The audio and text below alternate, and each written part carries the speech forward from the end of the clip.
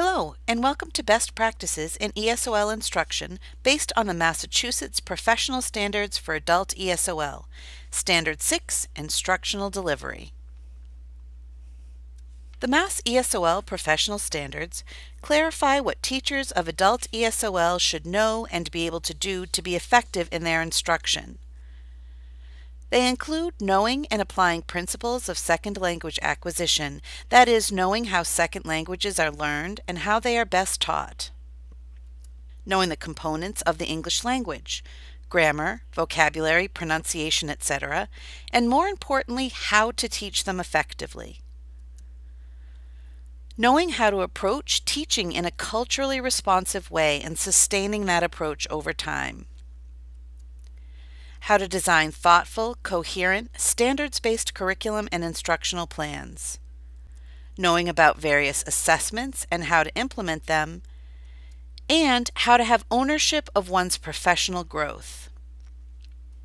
All of these standards are centered around the instructional delivery, Standard 6. That is, it is in the classroom, remote, in-person, or hybrid, that all of the standards for effective ESOL instruction are applied and put into action.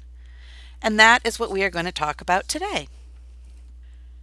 What are your best practices in ESOL instruction? Take a moment to think about them. Did your responses include some of these same points?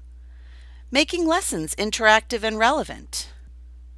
Balancing instruction and practice. Is your instruction at the appropriate level? Is it challenging but not too challenging?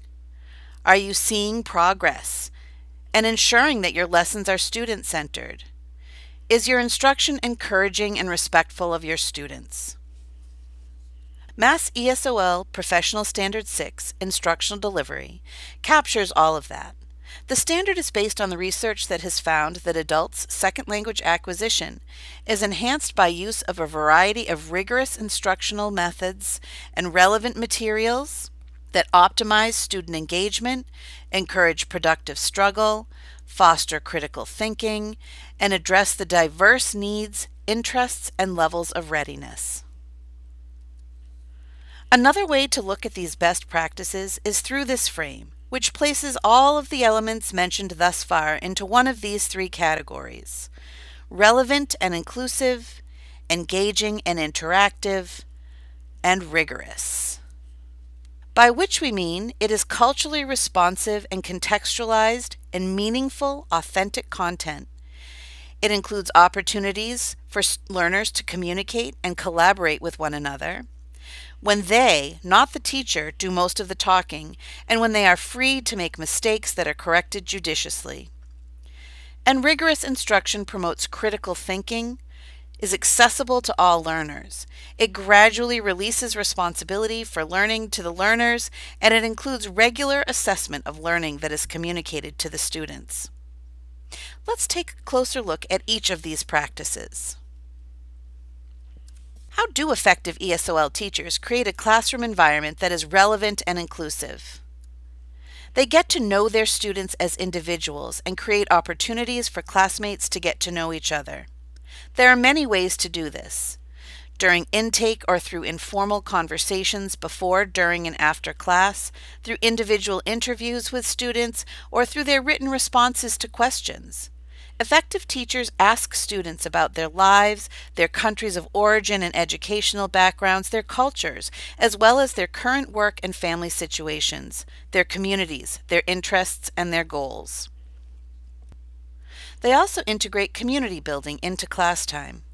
A unit early on in the year, for example, can focus specifically on community building, through which learners share and gather information with and about their classmates, while also developing their language skills.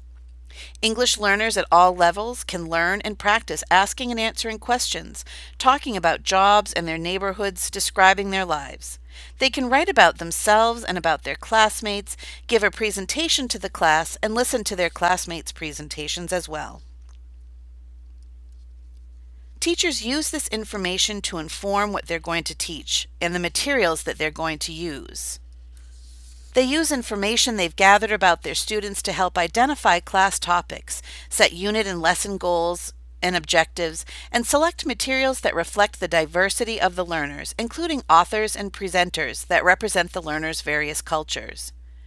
This allows for instruction in which language skills are contextualized in content that is meaningful and authentic to students. For example, after learning about a student's goals and interests, a teacher might develop a unit or lesson that focuses on career exploration, or on exploring and solving a problem in their community, or on the current events going on in their countries of origin.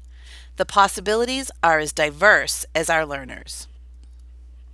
Finally, effective teachers give students a choice and a voice in their class by involving them in decision making about, for example, allowing students to choose their own research topics and how they want to present the results, including them in establishing class routines and guidelines, inviting students to bring in reading materials or videos that they want to read or watch, or websites they want to explore, or materials that they themselves have created, and checking in with students regularly for feedback on how the class is going for them and welcoming their suggestions. Do they want more time practicing or interacting? Do they want direct instruction or teacher explanations? Do they want more or less homework? Another important SLA principle is that language acquisition is facilitated when learners are engaged in interacting with one another.